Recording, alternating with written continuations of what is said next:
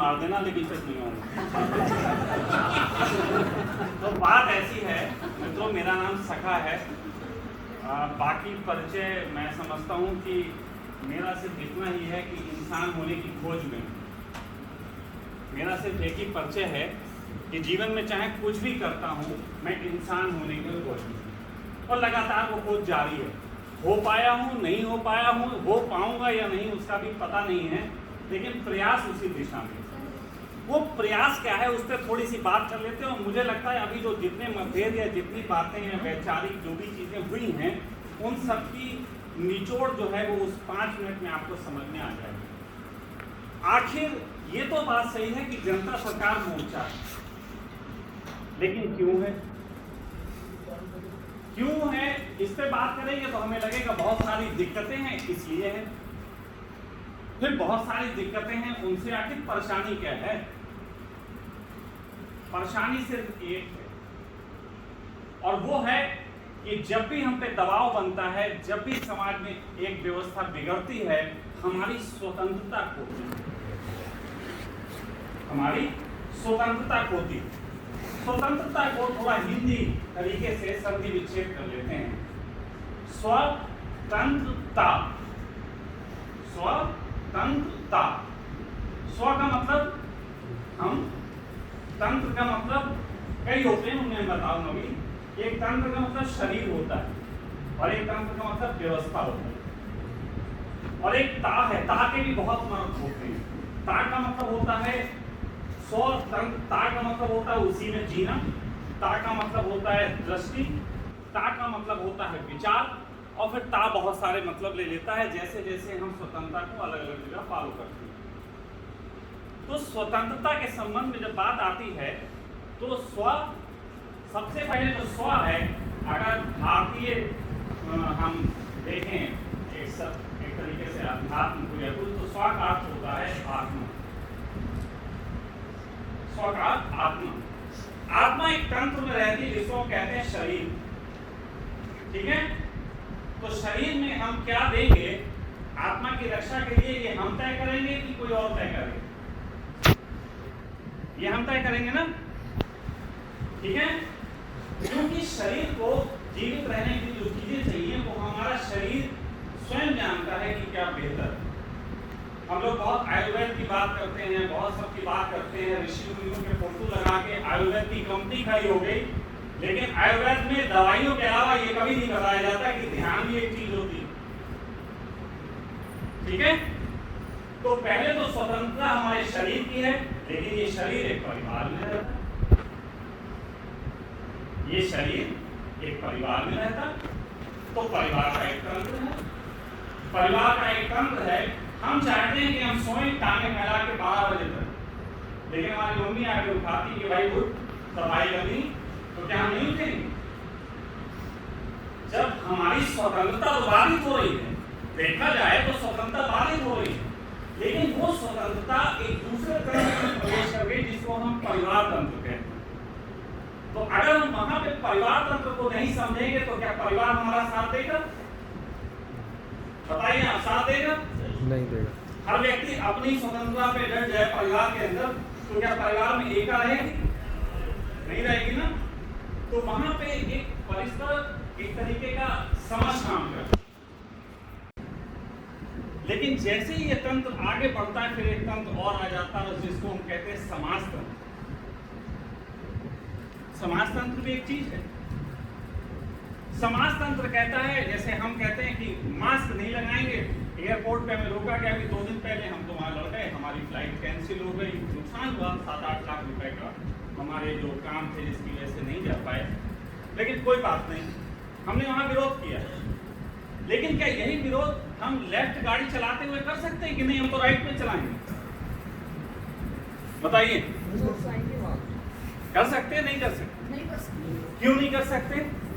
क्योंकि यहाँ पे हम जिस रास्ते पे चल रहे हैं वहां पे हमारी व्यक्तिगत स्वतंत्रता का भी ख्याल रखा गया है और समाज की स्वतंत्रता भी उसी में है।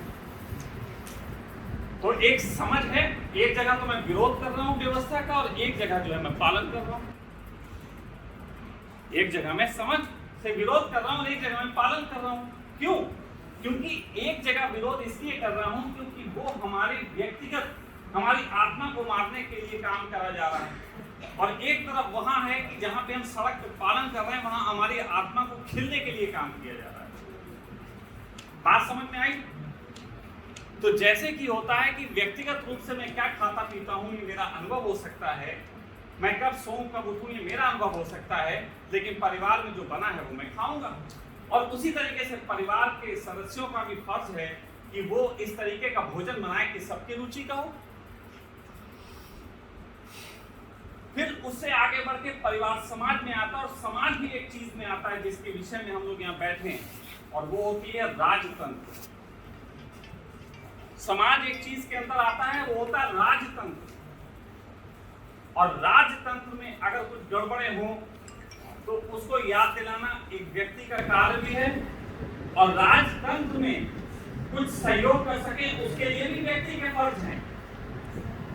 हम अभी सुबह से बैठे यहाँ देख रहे हैं, या वैसे मैंने और भी मीटिंगों में देखा है कि आदमी की जब बात आती है कि हम युद्ध करें, हम सरकार से लड़ें या व्यवस्था से लड़ें, तो हर एक व्यक्ति ये कहता है हमारा भाई परिवार है, हमें समय नहीं है, हमें कुछ नहीं है। सच बात तो यह है, आपकी आत्मा एक डिब्बे में कैद है जिसका नाम है शरीर, शरीर एक डिब्बे में कैद है जिसका नाम है परिवार, परिवार एक डिब्बे में कैद है जिसका नाम है समाज, समाज एक डिब्बे में कैद है जिसका नाम है राजतंत्र। अगर सबसे ऊपर वाला डिब्बा पिचक गया, अगर सबसे ऊपर वाला डिब्बा पचक गया, तब बताओ क्या करूं? इसलिए हमें बोलना,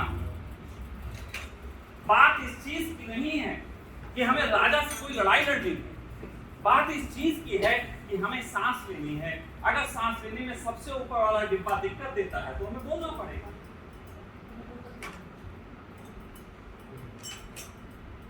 दूसरी एक बात जो इसके साथ पहला यहाँ इतनी देर से मैं सुन रहा हूँ वो भी चल रही है, उसमें भी बात कर लेते हैं। मेरे ख्याल से 5 ही मिनट हुए, चलो 6 हो गए, 4 बजे। तो एक और छोटी सी बात ये होगी, मेरे एक मित्र हैं, उनका कारोबार है, और वो कारोबार सबसे अच्छा कृषि का व्यवसाय कहा जाता है जिसका नाम है शहद का व्यवसाय, शहद का व्यवसाय। और उनके पास प्रतिदिन 15 टन बोल रहा हूँ, सुन लीजिए, ये मत सोचिएगा कम बढ़, 15 टन शहद प्रतिदिन के हिसाब से इकट्ठा होता है। और वो डाबर को और बैद्यनाथ को और पता नहीं किस किस कंपनी को, बाबा रामदेव को भी सप्लाई करते हैं।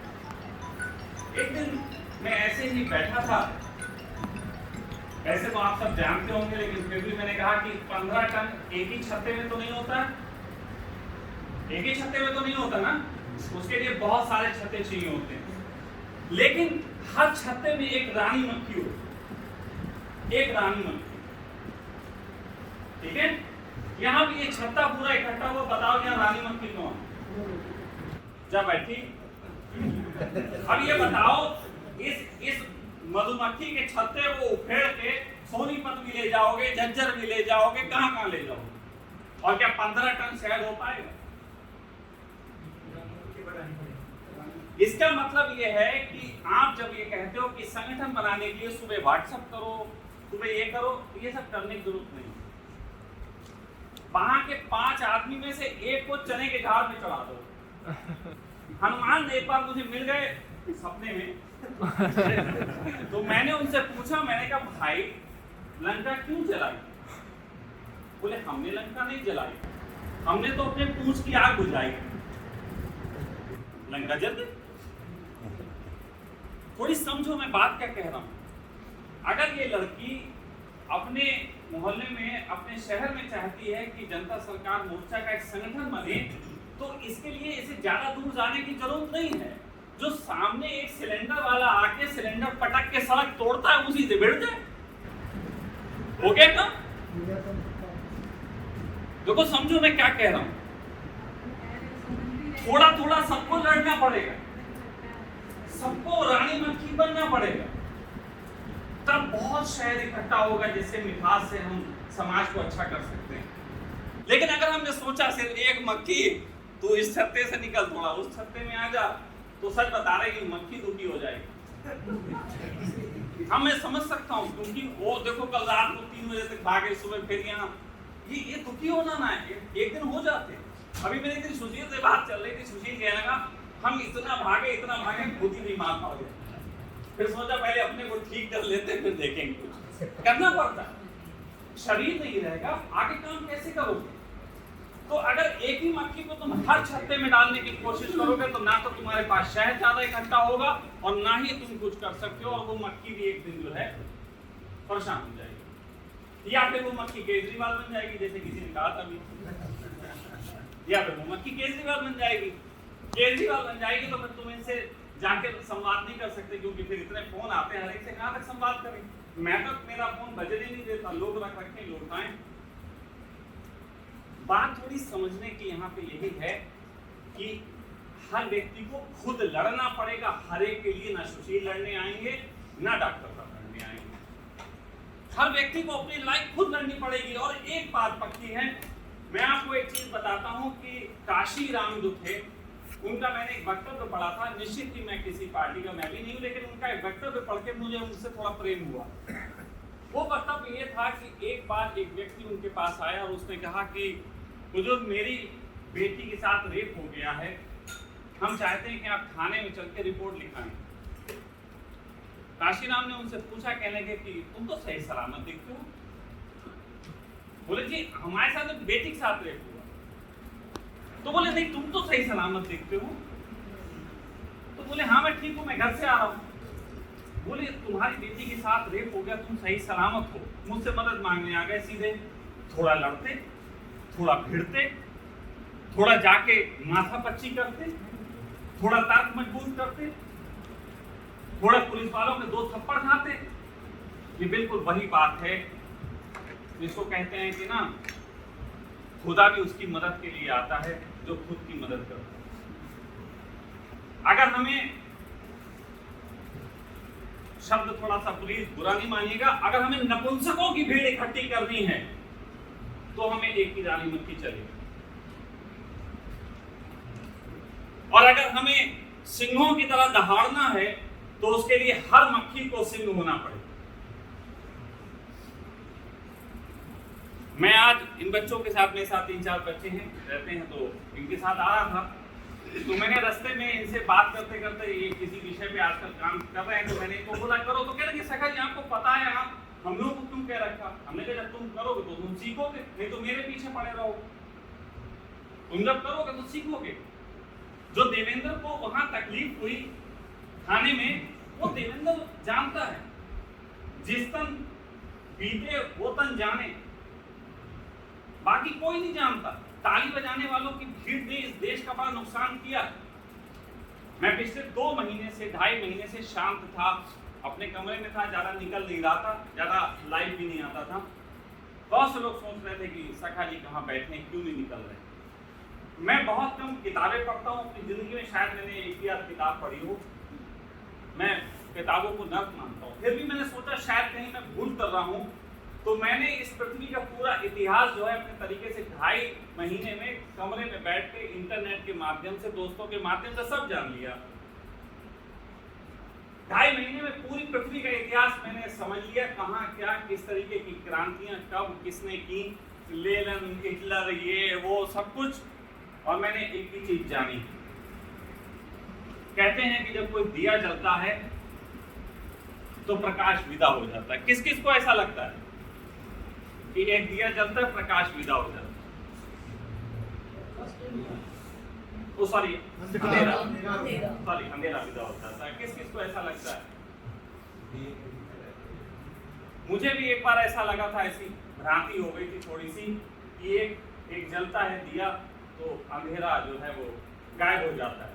कहीं गायब नहीं होता, वो उस दिए के पीछे छुप जाता है और इंतजार करता है कि कब दिया बुझे और मैं और तेजी से फैल जाऊं। और ध्यान रखना, जब तुम्हें दिए में देखने की आदत हो जाती है और उसके बाद अगर दिया बुझ जाए तो तुम कतई अंधे हो जाते हो।